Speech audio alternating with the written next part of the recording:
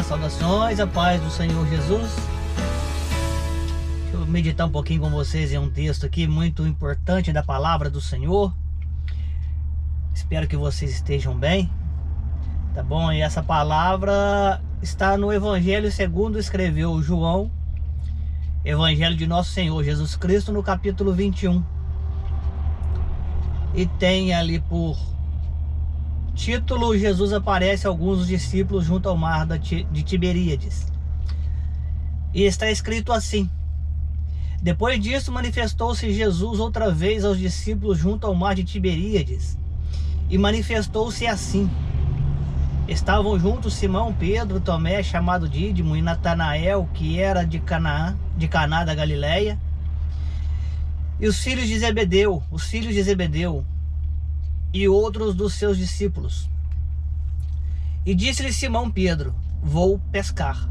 Disse-lhes também vamos contigo. E foram e subiram logo no barco, e naquela noite nada apanharam. E sendo já de manhã, Jesus apresentou na praia, mas os discípulos não conheceram que era Jesus. E disse-lhes: pois Jesus, filhos, tem de alguma coisa para comer? E responderam-lhe: não. E ele lhes disse: lançai a rede para a banda da direita do barco, e achareis. Lançaram-na, pois, e já não a podiam tirar,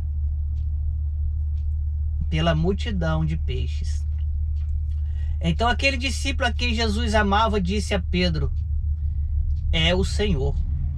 E quando Simão Pedro ouviu que era o Senhor, cingiu-se com a sua túnica, porque estava nu, lançou-se ao mar, e os outros discípulos foram com o barco, porque estavam distante da terra, senão quase 200 côvados, levando a rede cheia de peixes.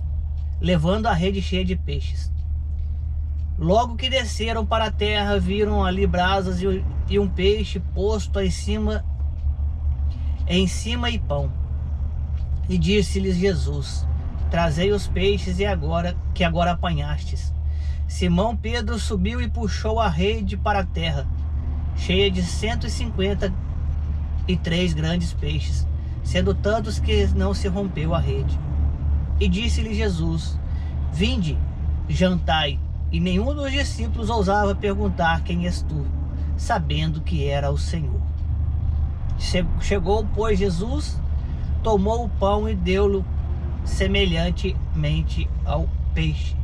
E já era a terceira vez que Jesus se manifestava aos seus discípulos, depois de ter ressuscitado dos mortos. Simbora aí? Esse vai ser um vídeo de palavra, exclusivamente de palavra. Vou virar vocês para frente aqui. Vamos ver. A gente vai conversando. Quando Jesus cura a mulher do fluxo de sangue, havia ali uma multidão que seguia Jesus, e a multidão apertava. Mas nós também podemos ver que Jesus tinha ali no meio da multidão aqueles que eram mais próximos, que eram os seus discípulos. E no meio destes discípulos havia ali também um grupo mais próximo, que eram os apóstolos, que eram 12. No meio dos apóstolos havia ali um grupo mais específico, que Jesus sempre teve experiência com eles. Quando Jesus ia fazer algo de extraordinário, sempre os chamava, que eram 3, Pedro, Tiago e João. E desses 3 havia ali um ao qual Jesus amava, e este era João. Mas eu quero falar de um dos 3, que é o apóstolo Pedro.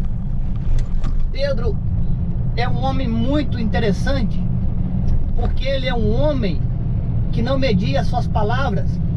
Pedro não se continha, tanto para o bem quanto para fazer coisas erradas. Ele era um homem impetuoso, era um homem sanguíneo. Isso porque Pedro sempre tinha uma resposta para qualquer situação. Dizemos que Pedro era um homem sanguíneo porque ele cortou a orelha de Malco quando Jesus estava para ser preso no jardim, no Getsêmani.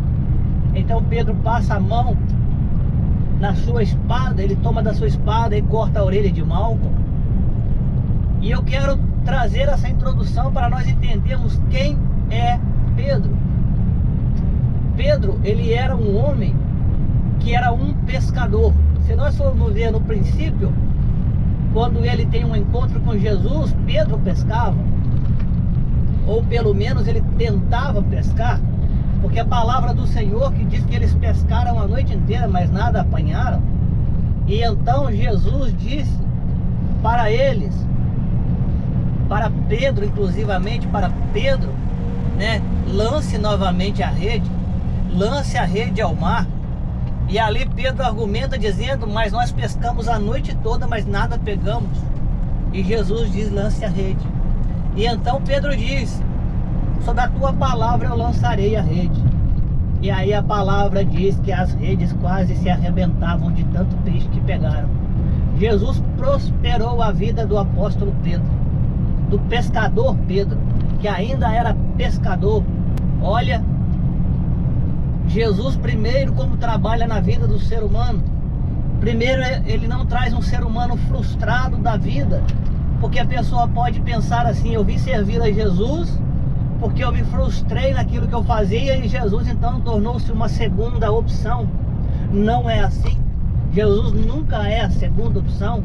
Jesus sempre é a primeira opção. Fora de Jesus não há opção alguma, aliás. E então ele prospera Pedro como pescador, faz de Pedro um exímio pescador. E aí diz para Pedro, siga-me e eu farei de vós pescadores de homens.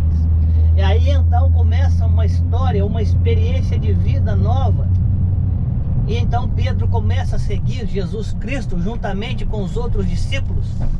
E a palavra do Senhor vem nos relatar que grandes maravilhas fez o Senhor enquanto caminhou nessa terra. E nessa caminhada por essa terra, enquanto fazia seus prodígios, milagres, sinais, Pedro estava sempre com ele, juntamente com os outros discípulos.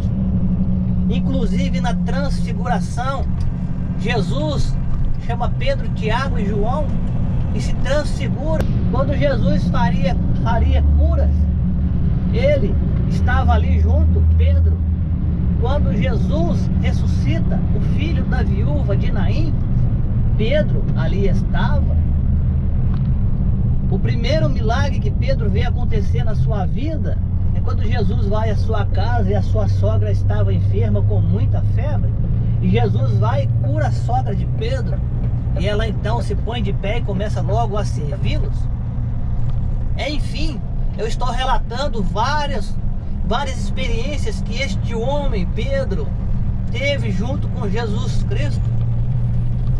Todo o ministério de Jesus, enquanto ele era público, esse ministério, que depois do batismo de Jesus Cristo começa um ministério público, Pedro viveu com ele até o dia da sua condenação e execução de morte.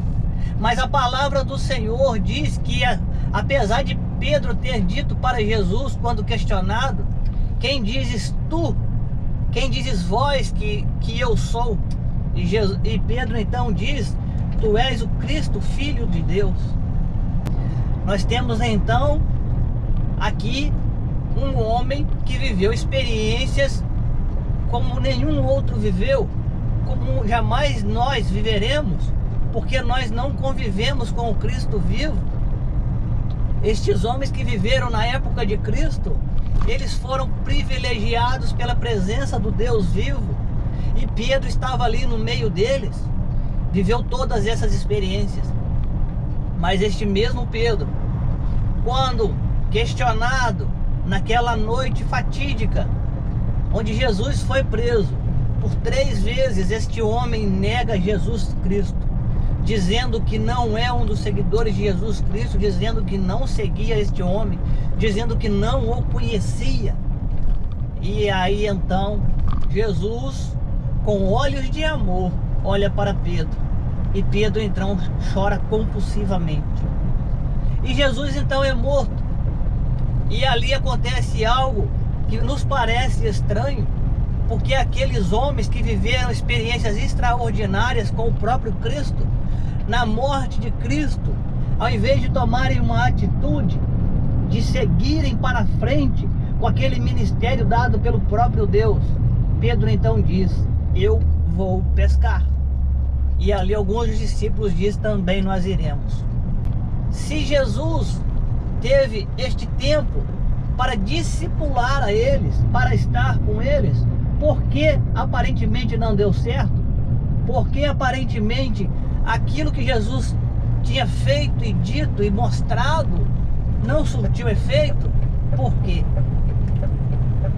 Se nós voltarmos, quando Jesus questionava Pedro dizendo: Pedro, tu me amas? E essa pergunta foi feita por 3 vezes. E quando Pedro dizia: Senhor, tu sabes que eu te amo. E aí então Jesus dizia: apacenta as minhas ovelhas. Ou seja, Jesus conhecia Pedro. Jesus conhecia no íntimo a Pedro. E Pedro, quando volta para a pescaria depois da morte do Cristo, o que ele volta para fazer? O que ele tem na sua mente? Se esse Cristo ele foi capaz de me prosperar na pesca, então eu voltarei a pescar. Eu serei um próspero pescador de peixes. Eu farei aquilo que agora eu sei fazer. Mas se nós atentarmos para a palavra do Senhor, quando Jesus aparece a eles na praia, então a palavra de Deus diz que aquele discípulo que Jesus amava diz: é Jesus? É o Senhor? Aí então a palavra diz que Pedro cingiu-se porque estava nu. Vejam bem, Pedro havia vivido ali uma experiência extraordinária com Cristo, mas ele voltou à mesma posição, ou talvez pior do que quando Jesus o encontrou, porque não pegava peixe algum e ainda estava nu. Ou seja, o que nós podemos aprender com esta palavra é que não basta termos experiências com Deus, é necessário que haja uma conversão. E essa palavra do Senhor vem para nós hoje, para todos nós, talvez para você que tem testemunhado as coisas que Deus tem feito ao seu redor, ou talvez até as coisas que Deus tem feito na tua própria vida, mas você ainda não tomou uma decisão, porque você acha que você é melhor na profissão que você faz, seguindo aquilo que você acha que você é melhor, fazendo aquilo que você está preparado para fazer. Mas eu te convido a fazer uma experiência com Deus e se tornar um seguidor de Jesus Cristo, ir após o Cristo. Você pode ter a melhor profissão dessa terra, ter a melhor remuneração, de nada importa isso se não for para o reino de Deus, porque tudo isso passará. Nos túmulos não há ali onde está descrito a profissão da pessoa. Eu nunca vi escrito lá: fulano de tal, nascido no ano tal, falecido no ano tal, e a sua profissão era tal coisa, porque aquilo ali já não interessa mais. Esse tempo é para a pessoa fazer escolhas. Então escolha aquilo que é eterno, escolha aquilo que é duradouro, escolha aquilo que não pode ser tirado, escolha aquilo que é para sempre, que é seguir a Deus. Não queira ser como Pedro, porque não haverá uma outra oportunidade. Porque para Pedro, Jesus voltou e disse para ele: lance a rede novamente. Isso foi uma segunda experiência. Mas para nós que aqui estamos nesse tempo presente, não haverá mais nenhum sinal. Porque quando Jesus foi questionado qual sinal ele daria que era o Filho de Deus para que o seguissem, Jesus disse: nenhum sinal lhe será dado, senão o sinal de Jonas na barriga do peixe. Ou seja, o sinal que Jesus disse que nos daria, ele já deu, porque ele passou 3 dias e 3 noites no seio da terra, como no ventre da terra, como Jonas passou na barriga do peixe. Então não haverá mais sinais, não haverá mais oportunidade, a não ser aquela que já está dada, essa oportunidade que está posta à nossa frente, essa graça imerecida que nós estamos diante dela. Não há outra oportunidade a não ser essa, porque quando o nosso Cristo voltar, Ele não voltará mais da maneira que veio, mas Ele apenas voltará para buscar os seus escolhidos. Ele apenas voltará para arrebatar a igreja. Ele apenas voltará para buscar aqueles a quem o aceitaram. E as outras pessoas serão julgadas e condenadas segundo as suas próprias obras. E como nós sabemos muito bem, a obra do ser humano nunca pode salvar o ser humano. Nós só podemos ser salvos em Jesus Cristo. Então, se você é uma dessas pessoas que tem vivido experiências com Cristo, tem visto sinais, prodígios e maravilhas, e você sabe que é de Deus, se Deus tem agido na tua vida, não perca mais tempo. Aceite Cristo neste momento, converta-se a Ele, porque Ele pode voltar a qualquer momento. Jesus pode voltar para nós a qualquer momento. E eu convido você a se render a este amor, a essa oportunidade que nos foi dada de graça, gratuitamente. Se você quer aceitar a Cristo neste momento, aí onde você está, eu te convido a se render a Cristo. Diga assim: Senhor, meu Deus e Pai, neste momento, meu Pai, eu aceito o Senhor como único e suficiente Salvador da minha alma. Perdoa os meus pecados, perdoa as minhas falhas cometidas, Senhor, no tempo da minha ignorância. Começa uma nova história.